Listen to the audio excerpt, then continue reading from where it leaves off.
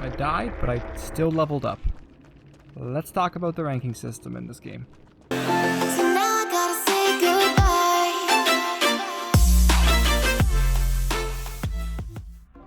Hey there, Mighty Matt here.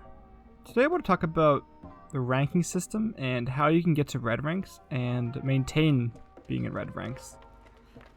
I'll first talk about Survivor, but if you want to watch the killer portion of this video, I'll leave a timestamp down below in the description. The scoring system in Dead by Daylight, it's very strange because, first of all, you can die in this game and still rank up, right? And on the flip side, you can survive and not rank up. So it's quite strange when you think about it, because you think of Dead by Daylight as a survivor horror game, right? Where you are trying to escape. And the fact that you can survive and the game tells you you lose, it's kind of strange.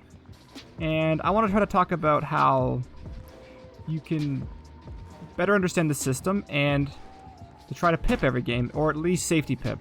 Because ultimately at rank 1, it doesn't matter if you pip, you just have to maintain your rank. Hopefully in the future they actually make ranks mean something, and they give you rank rewards or something along those lines. But anyways, I first want to talk about, like, there are 4 categories to that you are scoring in. So that's Altruism, Boldness, Gens, so like repairs, and Survival. And you are scoring based off each of these categories. So when you do generators, you score in that category, and you actually earn more points with doing it with 2 people. And generally that's pretty easy to do. It's just, you know, stay on the gen, get as many points as you can, quickly get the gens done. Then there's Altruism, which is unhooking people and saves and protection hits, all that kind of stuff. And that's generally easy to get as well. And then there's Boldness, which is chase points and totems, stuff like that.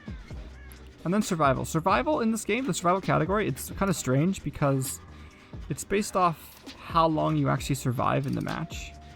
And generally in Dead by Daylight, like, you would think Survival means more, but I think players need to change their mindset almost, where to not put as much impact on actually escaping the game. Like, yes, obviously you want to try to escape, and I don't want to take that away from anyone, because I, of course, you know, I sweat for the escape, you know, but I just want to try to get people to see it from a different lens, where you don't necessarily have to escape to be, you know, to win.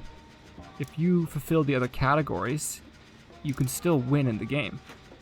And it seems very strange when you think about it. It feels like escaping is the ultimate goal, of course, but how you get there matters almost more than escaping itself. So, like, you know, how well you run the killer, how long you run the killer, how you help your teammates on gens, how you do all that stuff. Because I've had so many games where I've played, my team's been so good that we finish all the generators really quick. The killer can't maintain pressure across the map, and they lose. And we get out, sure, we survive, but do we really get rewarded with blood points and rank? No. It almost feels like you're punished for, you know, doing the objective too quickly. Because if the killer's not able to get pressure across the map and get multiple hooks, then you're not able to get unhooks to gain altruism points. And if the killer can't catch the first survivor, then, you know, no one else is really getting boldness points. And it just turns out that no one really gets any points at all, besides, you know, maybe the one person running the killer. But even then, they're not getting any unhooks. A lot of the time, it's not even the survivor's fault. I mean, sometimes the killer just isn't even very good, and the survivors easily win, and they can't, you know, they don't score enough points because the game goes by so quickly. So ultimately for Survivor, to rank up, you just have to do enough in the game. And the game will generally give you a pip, reward you with a pip, and oftentimes if you're doing these other things like repairing generators, getting saves, running the killer, you'll end up getting the escape most of the time anyways, or at least hopefully. Moving on to Killer now. Killer, its ranking system, I think it's pretty busted right now. It doesn't make much sense at all. A lot of the time you play Killer, you are punished even though you play pretty well. And a lot of the time it makes no sense why you got the result you got.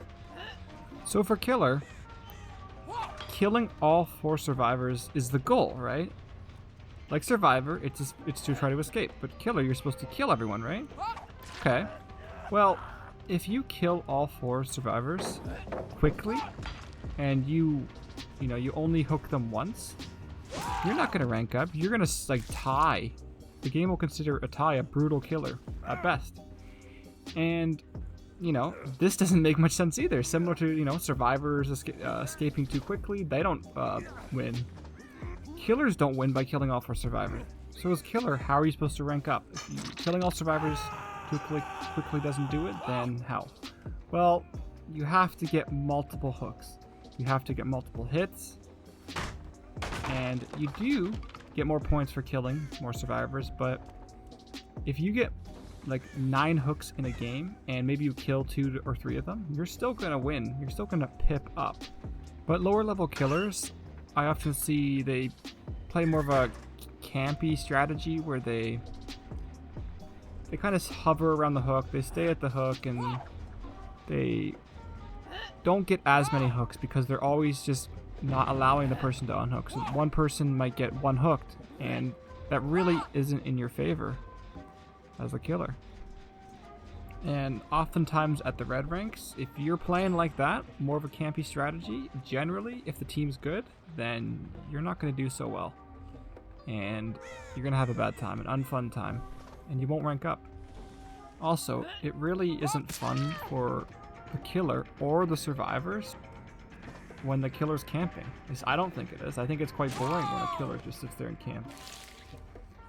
The survivors don't get a lot of points. The killer doesn't get that many points because they're just one-hooking most people. Killer players need to see that it's not in your favor to one-hook everyone. It's more in your favor to stretch the game out and, hook people multiple times. Obviously, sometimes you're going to end up in a situation where you kill all the survivors quickly, and that's fine. I mean, it happens, but for killers who are wondering why they're not ranking up or they're getting stuck at a certain rank, it's probably because you're not getting enough hooks, you're not getting enough sacrifices, you're not getting enough hits, you're not getting enough chases, and the game will punish you for it.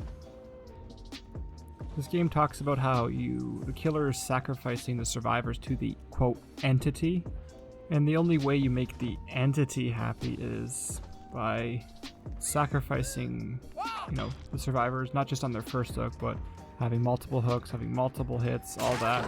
And for the survivor side, it's about getting the altruism, getting the gens done, getting chases, and having like a long game. I don't know, it seems like a kind of like weird concept, but I'd love to hear you guys' feedback on the whole ranking system, which I think they are going to change. Just who knows when. And I think they should make some changes to it, because the killer side especially is kind of flawed in many ways.